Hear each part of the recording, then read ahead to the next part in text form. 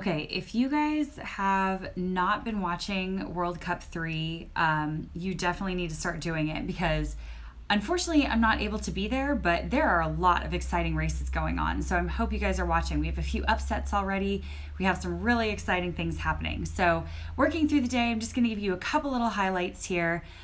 Starting with the light men's single. Now, this is kind of a cool event because we have Gary O'Donovan, who is rowing by himself, who got third in his heat, to the Aussie Sean Murphy, who is very, very strong. Now, Gary is rowing by himself because Gary and Paul have actually split up for the first time in a long time and are rowing separate events. So this should be pretty exciting.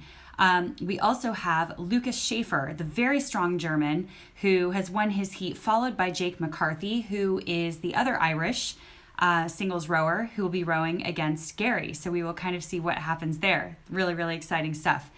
In the light men's double, we also had not much of an upset here. We had Jason Osborne and his pair partner, John Rummelin. I always butcher his name, I'm sorry.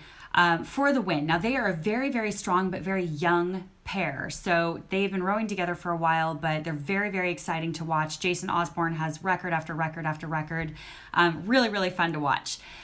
In second, we have the very strong Jamie Kopis and Sam Mottram of GB. Now, they are also a pretty strong pair individually as well. So we'll see if they can challenge the Germans when it comes time to get to the final.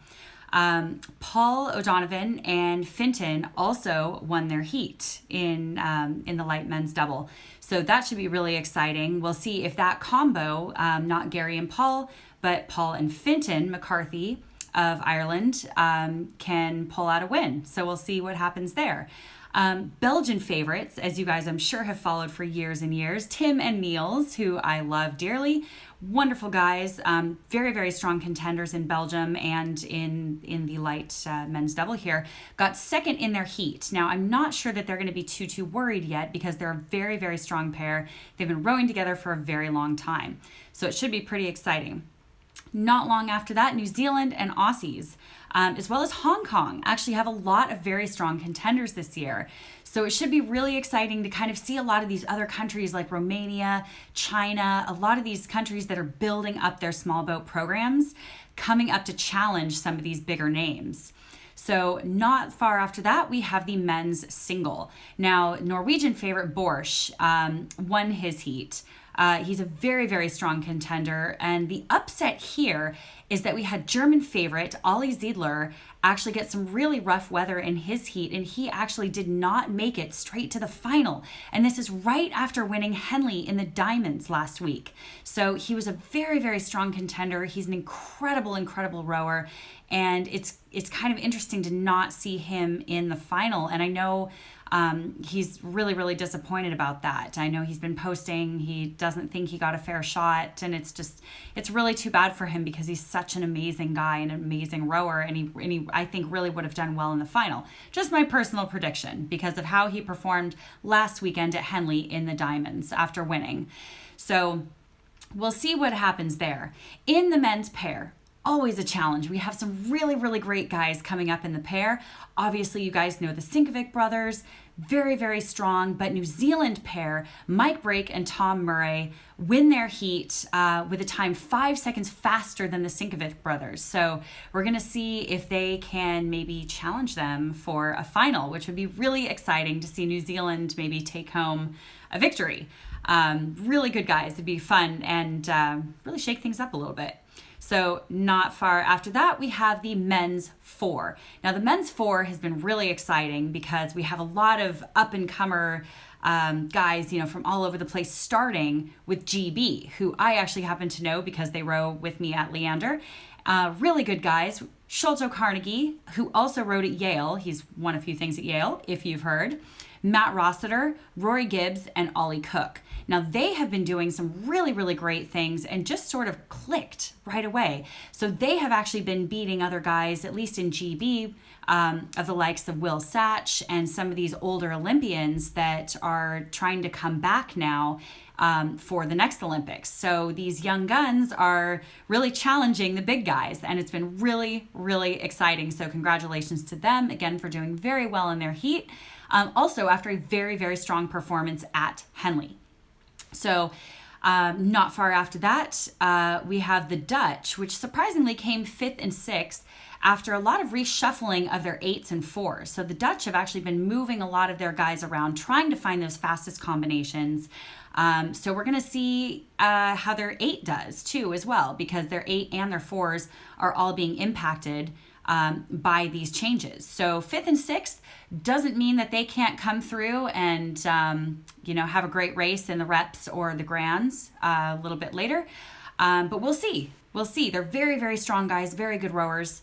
And not far after that, the Aussies are also serious contenders with the fastest time of the day, with a strong German 4 hot on their heels. So there's going to be some really exciting racing in this men's 4 event, really in every final, all the way across the board. Moving on down, we have the men's quad. Now, Poland came first. They won their heat, followed by the Netherlands. Very, very strong guys in that Dutch quad as well. So keep a very close eye on that Dutch quad, even though Poland got the win. So we'll see.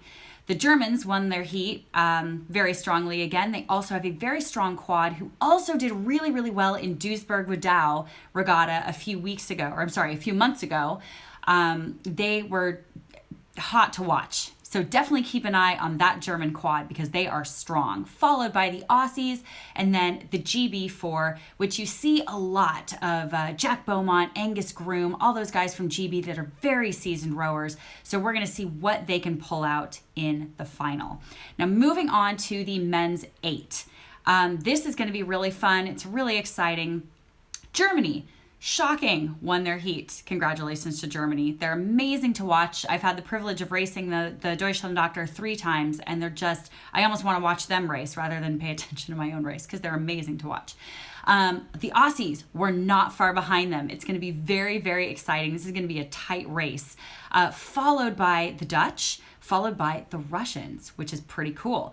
But the exciting thing here is Heat 2, where GB actually won their heat a few seconds faster than the Deutschland-Doktor. So can they pull out maybe a challenge in the grand final? We'll see. You never know from heat to heat how weather is, wind changes and stuff. But does that mean that the Germans just didn't pull out all the stops, or does that mean that GB is starting to creep up a little bit closer to the Aussies and the Germans? USA came in 4th in their heat, but they are the U23 8. So we'll see if the U23s can pull out a little bit more of a challenge and a strong race against some of the bigger seniors. They are very, very strong though. We do have a very good U23 team, go USA. But anyway, that is basically a few highlights just from today, from the heats. We already have some upsets and some crazy stories and some things that are going on. Keep an eye out for day 2 because we'll see some very close racing again and see who can kind of make it through to the grands or guys that have already gone straight to the finals. So let me know if you want to respond. Give me your picks for the next couple days or things that you predict are going to happen because I'd love to hear what you guys have to say. We have a lot of good racing coming up. So stick around and I will talk to you guys later.